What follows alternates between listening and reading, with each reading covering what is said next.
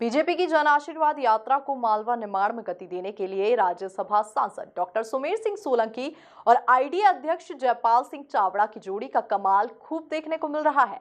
अलीराजपुर से लेकर झाबुआ तक दोनों नेता इस यात्रा का मैनेजमेंट अपने हाथों में संभाले नजर आए और एक 11 होकर अपनी भूमिका निभाई। देखिए दोनों राजनेताओं की बेबाकी एमपी न्यूज के साथ। जन आशीर्वाद यात्रा का रथ अब जोबट पहुंच चुका है और ये वो इलाका है जहां से सत्ता का रास्ता तय होना है। ऐसे में पसीना बहाते हुए बीजेपी के तमाम बड़े चेहरे यहां पर नजर आ रहे हैं। फिलहाल आप देख सकते हैं राज्यसभा सांसद डॉक्टर सुमेर सिंह सोलंकी हैं और इस पूरी यात्रा की कमान संभाल रहे इंदौर विकास प्राधिकरण के अध्यक्ष जयपाल सिंह चावड़ा जी। आइए बातचीत करते हैं, थोड़ी यहाँ की आबो हवा को जानने समझने की कोशिश करते हैं। भाई साहब, किस तरह की हवा आपको नजर आ रही है और कितना आशीर्वाद जनता को मिलता दिखता है?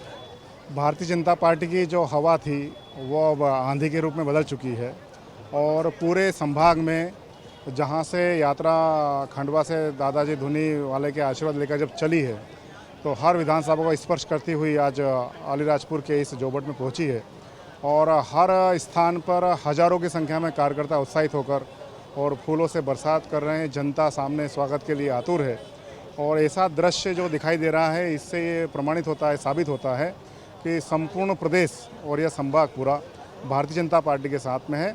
और हम जो करने जा रहे हैं, हम जो देख रहे हैं, जो समझ पा रहे हैं कि ऐसा जन समूह जो उमड़ा है ये ऐतिहासिक है और एक नया रिकॉर्ड बनाएगा, नया इतिहास लिखेगा। डॉक्टर सोलंकी जी, आप क्या मानते हैं, मालवा और निमाड़ में जो पसीना आप लोग बहा रहे हैं इसका कितना प्रतिशत आपको लगता है और इस यात्रा का कितना प्रभाव आने वाले विधानसभा चुनाव में देख रहे हैं? देखिए, मध्य प्रदेश भारतीय जनता पार्टी की जो जन आशीर्वाद यात्रा खंडवा से प्रारंभ होकर आज जोबट पहुंची है, मैं लगातार इस यात्रा में साथ में हूँ। जिस प्रकार का जन सैलाब भारतीय जनता पार्टी की इस जन आशीर्वाद यात्रा में आशीर्वाद दे रहा है वो अद्भुत है, इतिहास है अपने आप में। एक आदिवासी जिले के अंदर, एक आदिवासी विधानसभा के अंदर हमारे आदिवासी भाइयों और बहनों का जो आशीर्वाद मिल रहा है इस जन आशीर्वाद यात्रा को, भारतीय जनता पार्टी को कमल के फूल को खिलाने के लिए मध्य प्रदेश में भारतीय जनता पार्टी के कमल के फूल को खिलाने के लिए हमारा एक आदिवासी भाई नारे लगा रहा है और एक आदिवासी भाई इसको संकल्प ले चुका है कि 2018 में जो गलती की थी, 2018 में कांग्रेस ने जो झूठ बोले थे, उस झूठ से अब हमारा आदिवासी समाज सचेत हो गया है और भारतीय जनता पार्टी का कमल खिलाने के लिए आतुर है। मैंने ये भी महसूस किया है कि भारतीय जनता पार्टी की सरकारों ने, डबल इंजन की सरकारों ने देश में माननीय नरेंद्र मोदी जी के नेतृत्व में और मध्य प्रदेश में माननीय मुख्यमंत्री शिवराज सिंह चौहान के नेतृत्व में जो विकास के काम हुए उससे सचमुच में आदिवासी भाइयों और बहनों की ज़िंदगी बदली है। आदिवासी क्षेत्र के गाँवों तक की सूरत और सीरत बदली है, जिसकी वजह से भारतीय जनता पार्टी को इस क्षेत्र की मालवा और निमाड़ के आदिवासी भाइयों और बहनों के साथ में सभी भाइयों के अपार जन समूह जो हमें दिखाई दे रहा है वो भारतीय जनता पार्टी को ज़बरदस्त आशीर्वाद दे रहा है।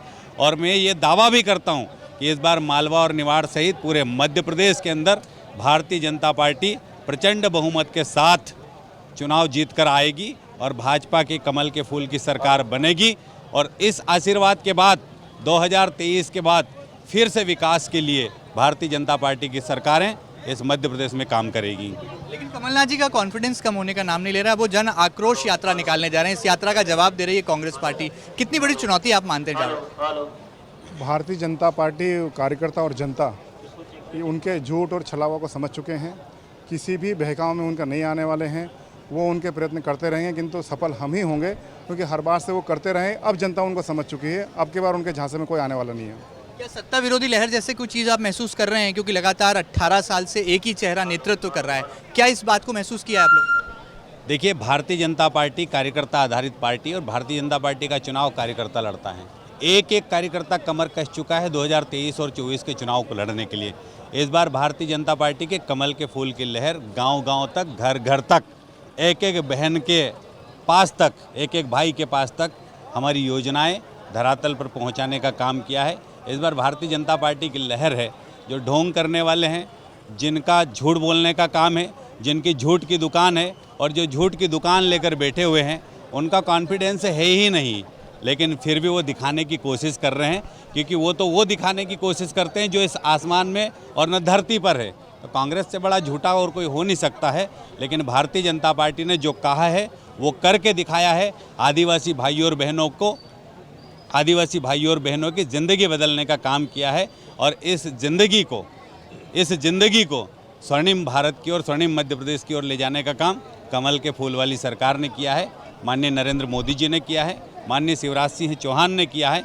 इसलिए भारतीय जनता पार्टी का एक एक कार्यकर्ता 2023 के चुनाव में, 2024 के चुनाव में पूरे मध्य प्रदेश में और देश में कमल के फूल की सरकारें बनाएंगे। तो आप देख सकते हैं 1 और 11 की तर्ज पर यहाँ पर तमाम नेता पसीना भी बहा रहे हैं और झाबुआ अलीराजपुर इस बेल्ट में जो है फिलहाल बीजेपी के झंडे ही लहराते नजर आ रहे हैं। देखना लाजमी होगा कि जन आशीर्वाद यात्रा की रफ्तार जैसे जैसे आगे बढ़ती है, क्या नित नए रंग जो है इस चुनावी समर में देखने को मिलते हैं। फिलहाल वीडियो जर्नलिस्ट राकेश राठौर के साथ महेंद्र सिंह, MP न्यूज़, जोबट।